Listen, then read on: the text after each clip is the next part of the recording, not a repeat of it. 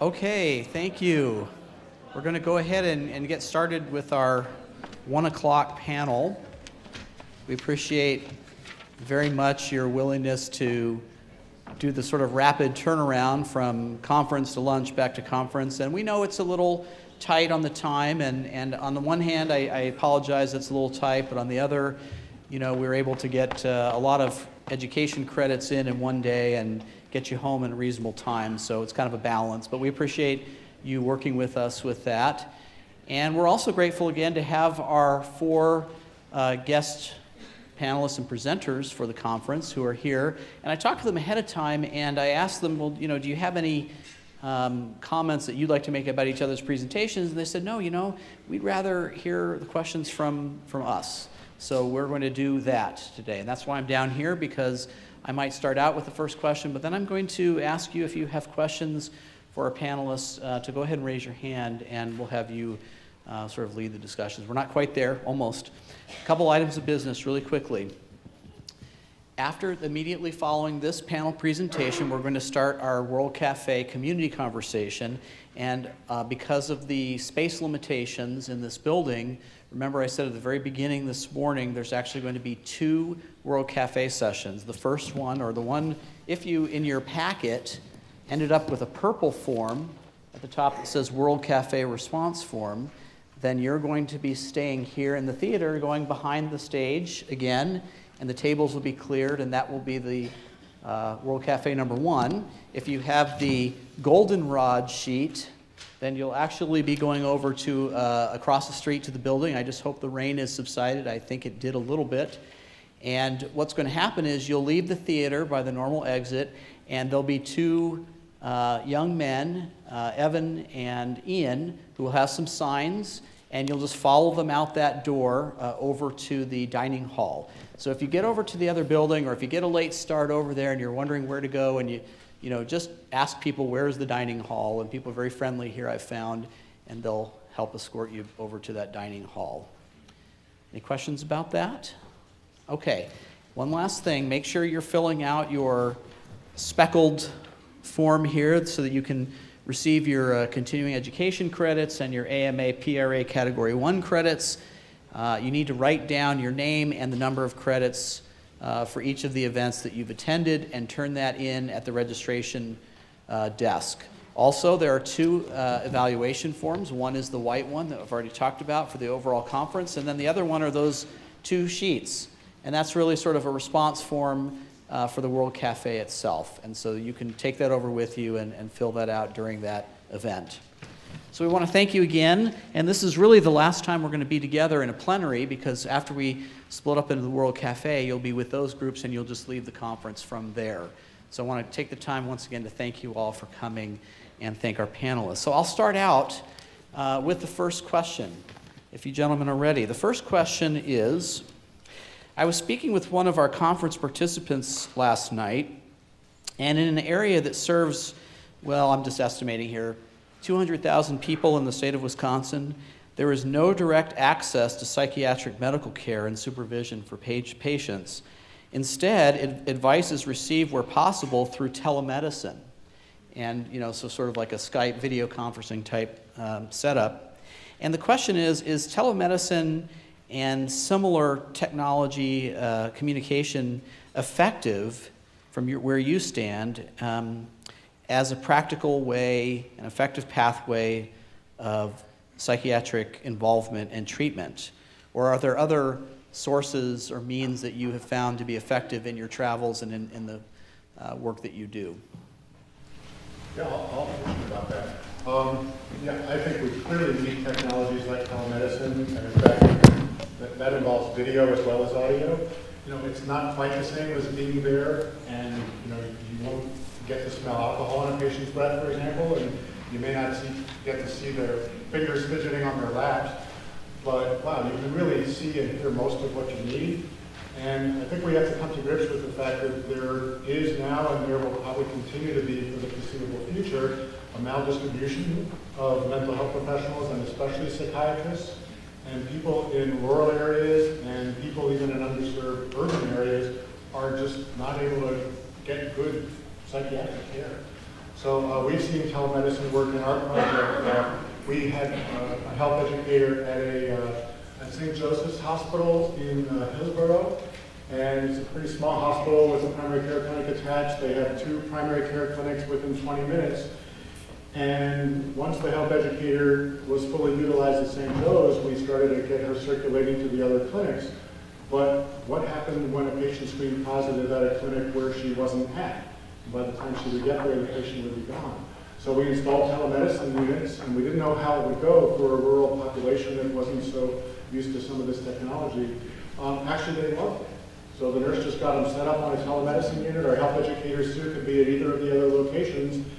And patients were very glad to participate. In fact, more seemed to participate when they had the option to go in telemedicine because it was such a novel thing. I'm going to be on TV, wow. So yeah, I mean, people can get good quality care. Patients are willing to get care in that way. Even though it's not 100% optimal, it's far better than we're doing right now with our maldistribution of psychiatrists and other professionals. Okay. Any additional comments? Chuck actually mentioned earlier the Massachusetts model. And so there you not necessarily talk about telemedicine for a professional directly with a client, but using teleconferencing of various sorts for consultation. So in Massachusetts, they've set it up with pediatricians so they can have psychiatric consults, which greatly increase their comfort in providing mental health care to young people that they were serving. So that's another way to envision it. The third thing to think about is special populations. So we've actually been doing a lot of planning about serving the mental health needs of people who are deaf and hard of hearing. And I believe in North Carolina has a video conferencing system set up so that they can have a psychiatrist who is fluent, I think is actually deaf, and so communicates in ASL. And actually the deaf community loves video conferencing for communicating because they can use ASL as they do so. And so for that particular population, it's a very potent and useful kind of technology. Okay, thank you. All right, does anyone have a question?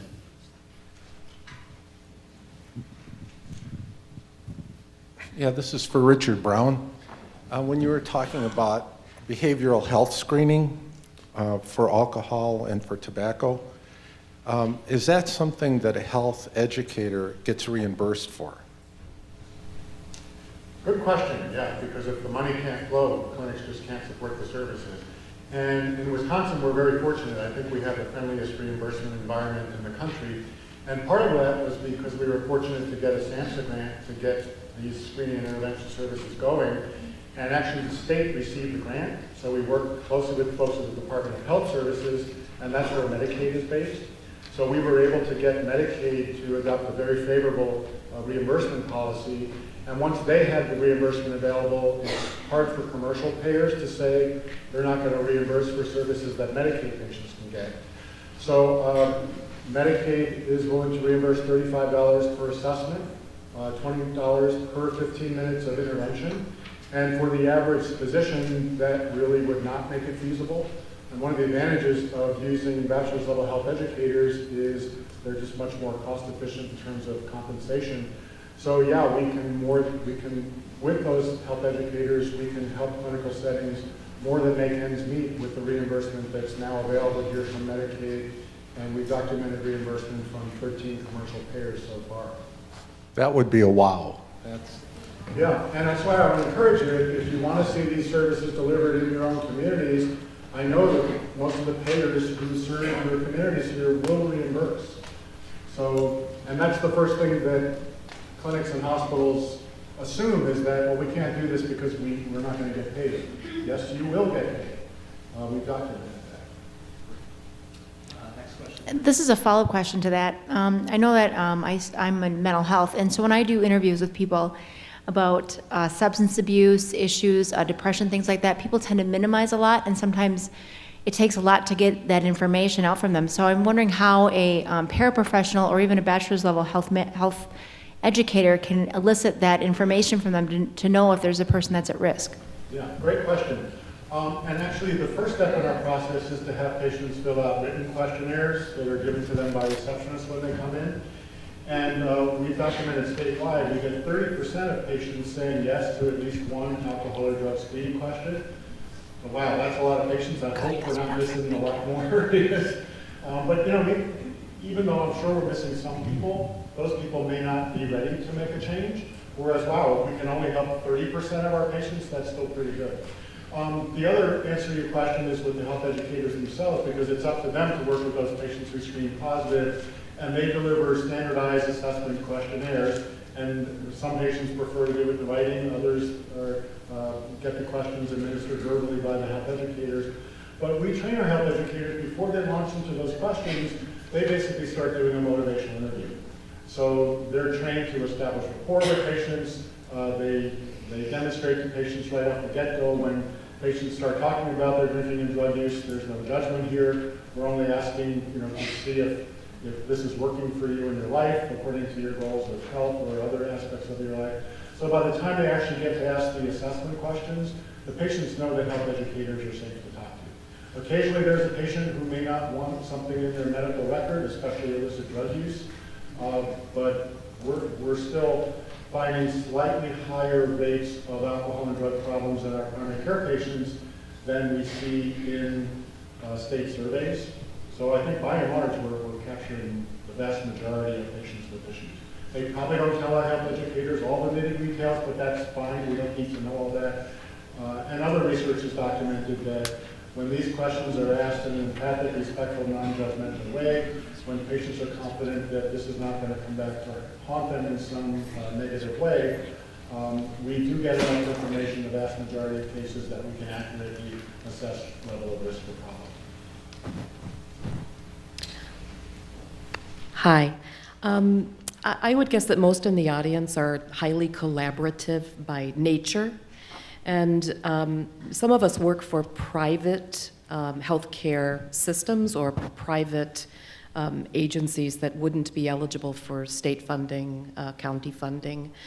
My own experience is that it's been difficult to get our large healthcare system to understand that the change from a fee-for-service model to a model that properly incents prevention is going to require some pain in the transition in terms of appropriate staffing. What would be each of your suggestions in terms of how to accomplish or bridge this period of transition until the payment system changes? I can go first, sure. Actually, I've had a lot of conversations with healthcare systems, individual clinics, payers, purchasers, and the first thing I learned after a few years was payers themselves are probably not going to provide the impetus to change here. On a yearly basis, each payer wants to have the lowest premium for next year, but the lower healthcare costs over time, the less profit they're all going to make. So I think we especially need to look to the purchasers to really drive change, because any salesperson will tell you, look for the pain. That's where you're going to make the sale. And so where I've seen the most progress is when employers, including government entities, which are also employers, when they get behind this and when they start to tell the healthcare system, we want these services delivered, or if you won't do it, we'll see if your competitor will, that's where we're going to start to see change. So I mentioned very quickly in my Talk to Business Healthcare group in southeastern Wisconsin, they put in their contracts for 2013 that the healthcare providers have to start delivering the services. That's where I think the change is going to happen. And it just so happens the CEO of that organization is very progressive. She's trained as a nurse. She's done EAP. She's been a psych nurse. So she really gets it, and that's why she's on the cutting edge here. But there's no reason why other employers, including government purchasers, couldn't get together in this community, learn about this, and en masse go to the healthcare systems and say, we need you to do this. And I can't imagine if that conversation occurred that the healthcare system would say no. Right now, most of the healthcare systems, when I talk about this, they say, oh, of course this is a good idea. And then we get a bunch of yeah buts. And the yeah buts are, we're already struggling to implement an electronic medical record system.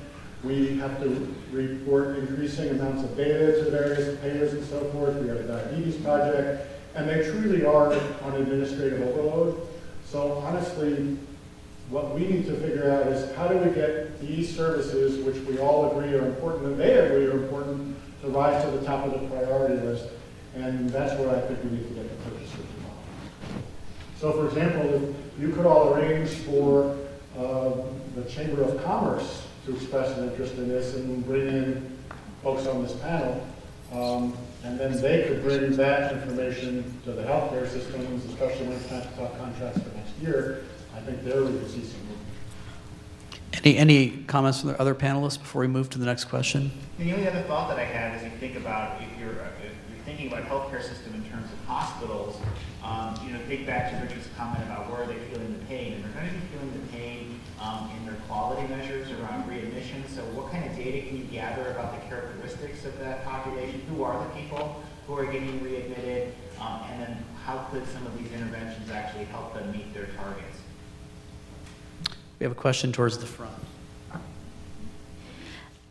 I'm running a collaborative consultative child psychiatric service for a medical organization, and one of the difficulties that we're running into is integrating the medical record because mental health psychiatric records are so sexy and tantalizing. People are reading them and shredding them. They are hiding them in drawers. The lawyers for my organization can't agree on where it would be safe to put them in the electronic record. They don't even want to hear about paper, but that's what we're forced to have because they can't decide where to put them. If anyone has solutions about that, I would love to hear it. Yeah, I don't have a solution off the top of my head, but give me your card. One of my colleagues, we have a vice president who focuses on health information technology, and we actually have several projects with SAMHSA right now where we're trying to figure this out. How can systems implement electronic medical records and continuity of care documents that meet 42 CFR standards? So that is we have a project going on right now in 5 states trying to do that. And I think there's been a lot of ambivalence at the federal level about do things need to change or not. I think ambivalence is a kind word, right? Richard's laughing. There's been a lot of anger, in the substance community, that we don't want anything to change, that we like our privacy protections, and yet, as we become part of healthcare, this is a key part of the struggle. I know SAMHSA is also engaging the health information technology sector, trying to talk to them about solutions. So I don't know that I have a perfect solution for you now, but I know that this is an area that's getting worked on, and I'd be happy to follow up with you as well. There is a lot of tension around this. We did a lot of work a few years ago when there was legislation in Wisconsin to expand the types of information that could be shared without informed consent. And I think as Chuck alluded to, it's sort of a two-edged kind of sword. We want to be, mental health has always said, treat us equally, and yet there's fear about treating us equally with regard to access to records. And a part of that in the mind of people with mental illness is the discrimination that they experience in the medical sector when the fact of their mental illness is known. And most of us who have worked in the field have heard some stories about that. People who were having heart attacks and who were just being told, you're just having a panic attack sort of thing. But some of them are much more obvious physical kinds of stuff that just weren't dealt with. So we are looking at trying to deal with that a little bit because I actually think until we are more comfortable embracing behavioral health and being able to do so in a way that people with mental illness are not afraid, it's going to be difficult because people are really leery about that. Now in the interim, obviously people can't give consent to share information, and systems need to work on that, but how you actually have that information stored and segmented so it can be meaningful in terms of withholding when people want to withhold. I agree, everybody knows that question's there, and I haven't seen good answers either. Okay. I believe this is for Dr. Brown. What in your program is the protocol for a health educator to refer to a mental health therapist or a psychiatrist? And who would follow up if that patient were to see this person outside of the clinic and following up with that? And would the mental health specialist be communicating with the health educator or the physician? Okay, yeah, good, important, nitty-gritty question. First of all, I want to emphasize, because we're mainly using bachelor's level health educators, we've engineered our whole system so that they are not permitted to exert any clinical judgments because they haven't been appropriately trained. So everything they do is based on scores of validated screening and assessment tools. And so, for example, delivering collaborative care for depression, they're trained when patients ask questions, for example, about strains in their relationships or sources of stresses, how could they get a handle on that? Our health educators are trained. It's really beyond my expertise. For that, I would need to refer you to a counselor. Would you like to do that? Otherwise, it's left up to the primary care physician who's managing that patient whether to actually suggest that referral. For alcohol and drug issues, anytime that a patient's assessment score suggests that they might be dependent, it's an automatic attempted referral for our health educators. And then the health educator basically is acting on behalf of the licensed primary care professional. These health educators are not licensed, so legally they're being supervised by the credentialed individual. So they're not in communication with the addiction treatment program, they're not in communication with the psychotherapist for depression.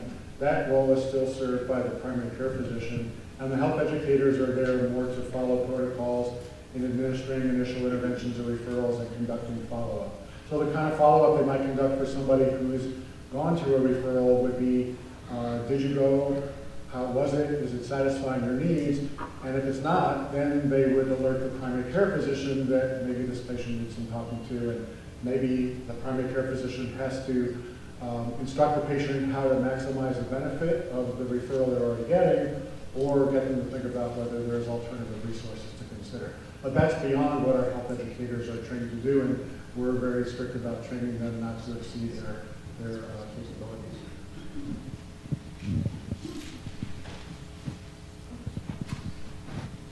Right here. I have a question that I'm interested in the electronic medical record. Here in this community, we don't do cross-system communication with the medical record. So does anyone know if the Healthcare Reform Act requires electronic medical record communication between healthcare systems? So it's not the Affordable Care Act itself which requires electronic communication. It's part of the American Recovery and Reinvestment Act in 2009. A part of that overall legislation was the HITECH Act, and that created a new Medicare and Medicaid incentive payment program to facilities and to certain eligible professionals for the meaningful use of health information technology. And that's a mouthful, but what they're trying to get at is it's not just enough to have an electronic health record, that there have to be certain core components and capacities of that system. And one of them is that you can share information electronically with other providers in your community. So that is a standard built into meeting meaningful use requirements. Now there's a variety of ways. I think what's actually probably going to be the way this is going to work in most communities is not that individual providers are going to have electronic health records that talk directly to each other.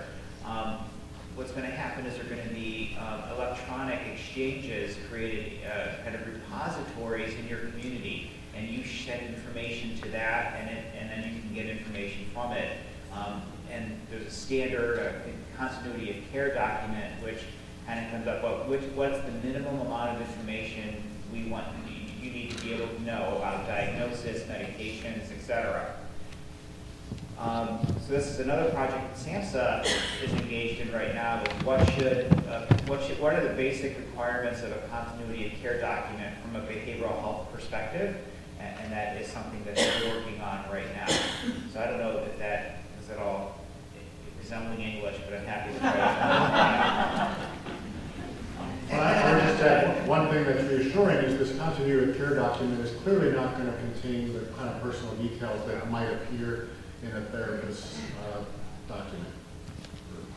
I was just interested because I have one healthcare professional in one system and one in the other. And the only reason there's communication is because both healthcare providers believe in this communication. But if they didn't do that, I'm the conduit for my own healthcare. You're talking about taking care of your father. I have to go from one health provider to the other and try to tell each one of them what's going on because the records do not communicate. So I think the ideal, right, is we're going to have some kind of national system where basic information can get exchanged. I think, as technology continues to improve, I think we might, be able to share information more directly. But we've also been involved in projects, so that if you're, if you're a behavioral health organization and you want to share information with a primary care organization, there are other kinds of workarounds that you can engage in, and that's using cloud computing, kind of web-based clinical registries. That there are other ways that you can share information, even if you can't do it directly. There's some downsides to that, double entry, et cetera, but at least, I think creative people can find solutions if they want to. This is a question for Shel Gross. Shel, one of the most striking results that you presented was long-term effects of good behavior instruction in first and second grade. Could you tell us a little something about how that works? And is it in public schools, charter schools, parochial schools? Do primary school teachers need any special training? Can you expand on that just a little bit?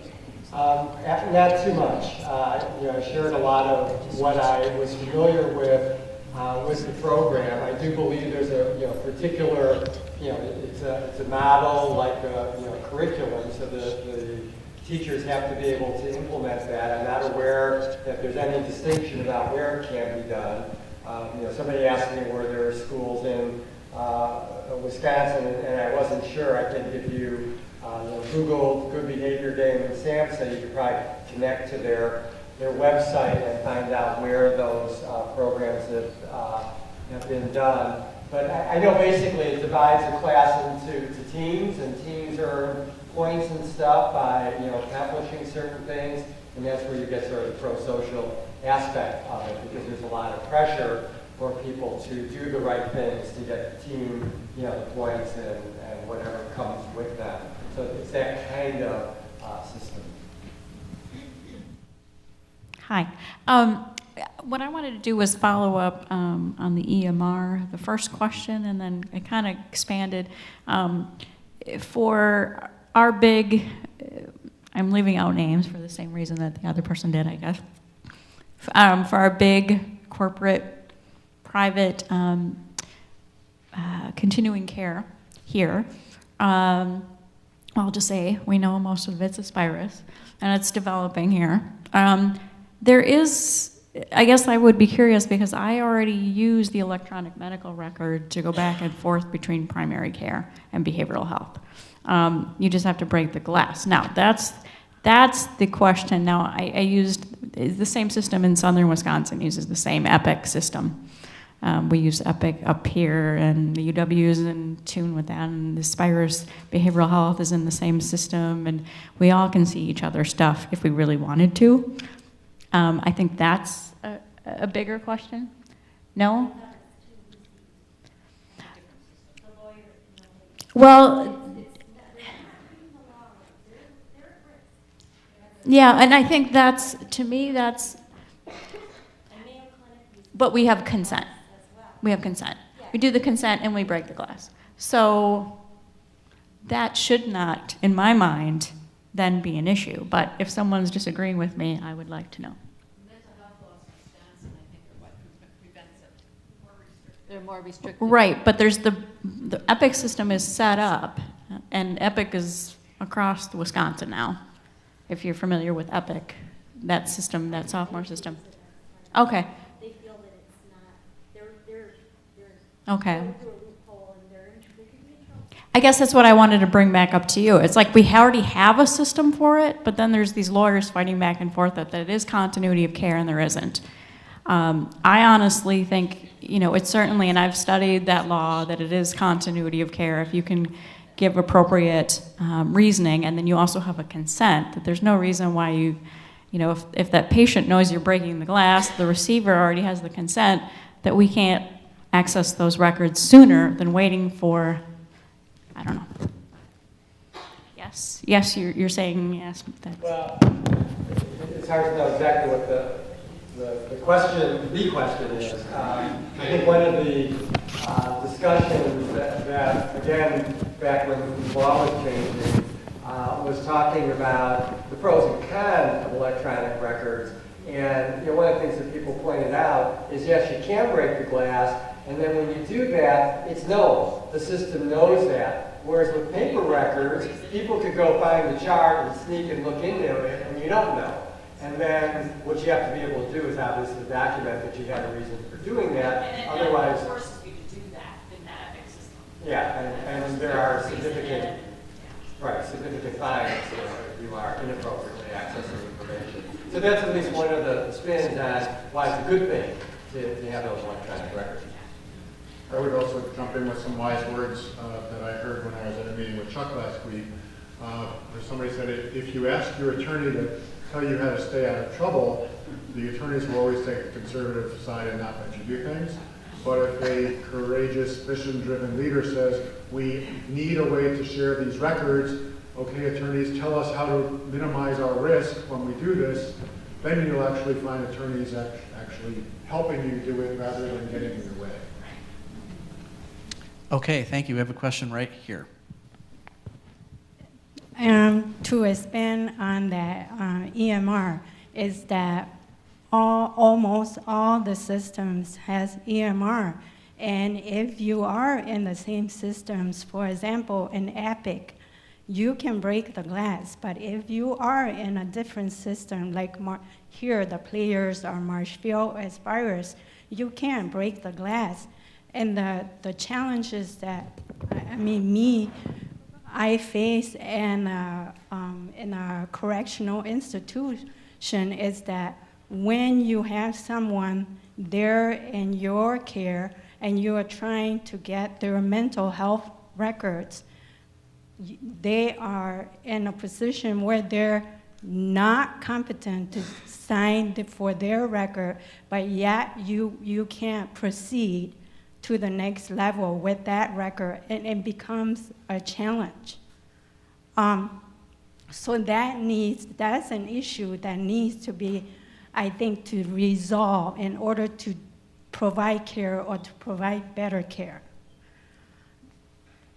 And how do we, as a community, as providers, can do that so that we can provide mental health to the ones that probably need it the most. And my second question to a question to Dr. Brown is that what you presented, it sounds really good. Why are not all of us on board? Why are not all of us doing it? What's preventing us from doing it? Instead of saying, oh, we have too much to do. If we save money, if we prevent people from going to the ER, and if it helps, then why not all of us are on the wagon? Well, a few responses. One is that some people just don't believe research. This is too good to be true, which shows that sometimes attitudes can be stronger than intellect. But another reason that I hear is nobody's asking us to do this.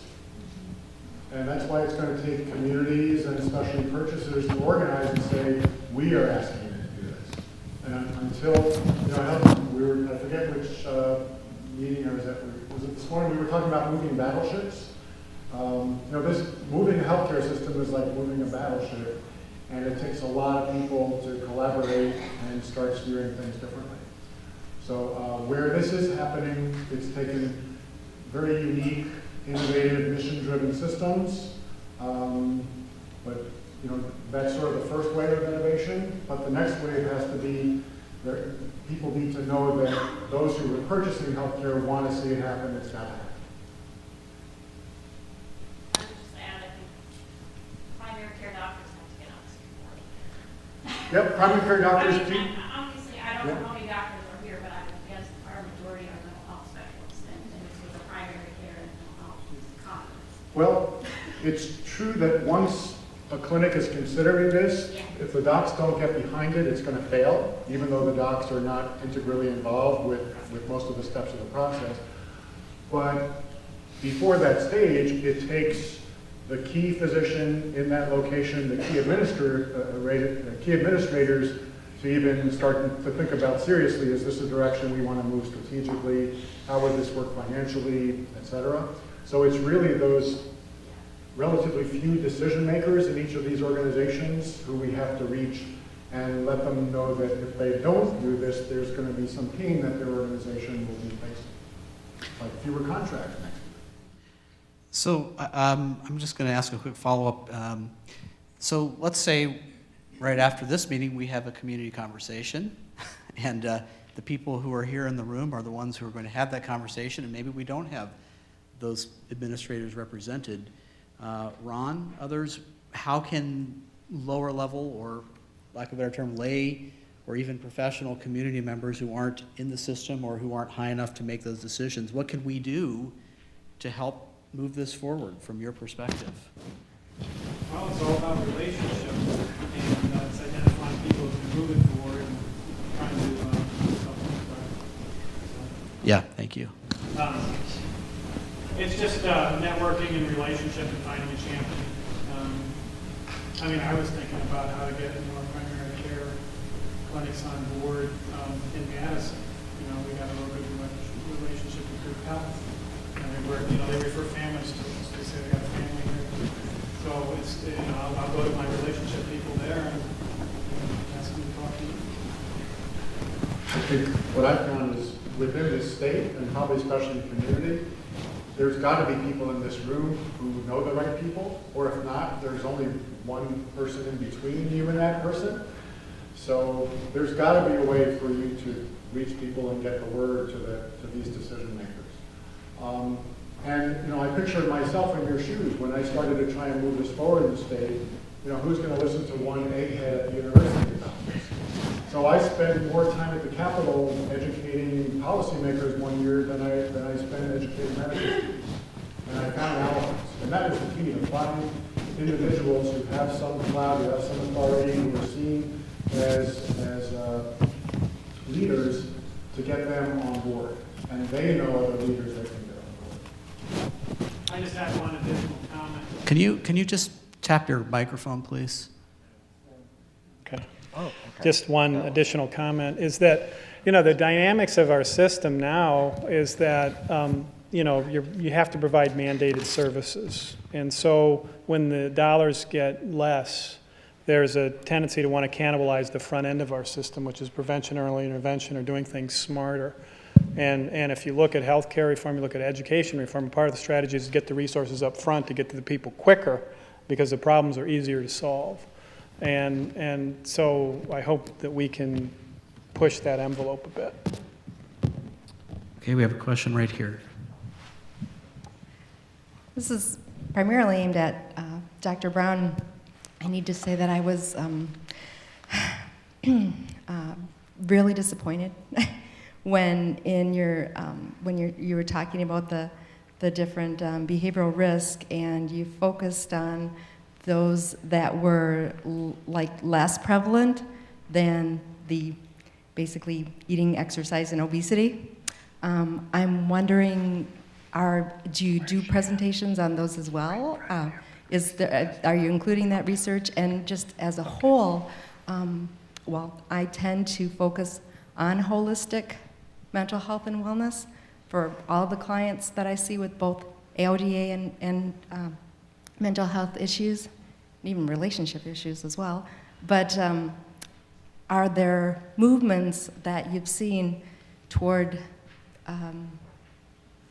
the type of benefits that come from focusing on the holistic diet, exercise, sleep type of thing that are actually then, this stems to what Mark Brown shared last night, that are being seen as avenues to, I want to say, offset or alternatives to medication? Absolutely, and for a couple of reasons I chose not to focus on those. One is the time crunch, but the other is that when I'm talking to try and advocate that healthcare systems take this on, what most people are focused on is, number one, how solid is the research that we can make a difference, and number two, can we save money? So that's how I prioritize those issues.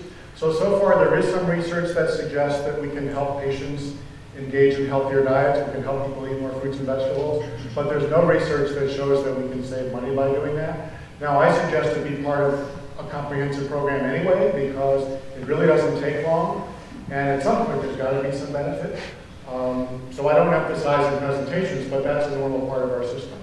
For obesity, clearly a tremendous problem, and we've got to address it, and the data suggests that just the kind of program that we have to have a health educator in a clinical setting intervening with obesity is not going to be enough. There has to be in the community, maybe with the healthcare system or maybe outside the healthcare system, there have to be intensive, ongoing supportive programs to really help people lose weight and maintain weight loss. So I think the first step for any healthcare system to take on that whole issue is, do they have some kind of specialized setting where patients can actually get the care they need? Because it's not fair to have a health educator screening and then continue to try and support that patient when they clearly just can't do it alone. So I think we clearly need to get there, and I guess I'm going with those other four behaviors initially as kind of a low-hanging fruit, but there's other behavioral issues as well that I think need to be built into the system. There's going to be more research that shows that we can do this for various anxiety disorders. Hopefully we can do it for violence, either victims or perpetrators. Lots of ADD, ADHD. Let's be screening for that and make referrals.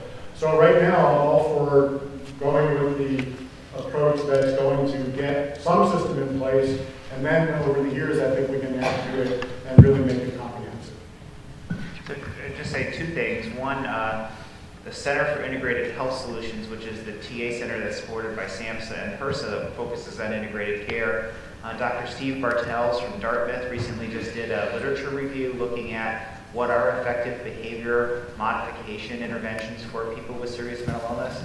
I have to say, the evidence is not great, but he does a good summary of what we know. Secondly, also Dartmouth is evaluating a project that started in Keene, New Hampshire called In Shape, and it was a project started by a community mental health center because the CEO got sick and tired of going to funerals for clients who were 50 years old, and he came up with this idea of using community resources to try to intervene for this population. And they had a training program in their community, a community college, and so his intervention is hooking up personal trainers with people with serious mental illness, getting them Y memberships, or whatever they identify as kind of their goals and what would be helpful for them. But one of his prerequisites is he doesn't want these personal trainers to have any mental health training. He wants them to see them as people, not as mental health clients, and not to focus on their disability, but focus on their health goals. And they've had some pretty significant success in weight loss and increased physical activity. That program is being implemented in a few other places and is being evaluated by Dartmouth. So we don't have any definitive data yet, but it is looking positive. Well, we've come to the end of this part of the activity and the panel, and we'd just like to thank our panelists for being here once again. Let's give them a nice round of applause.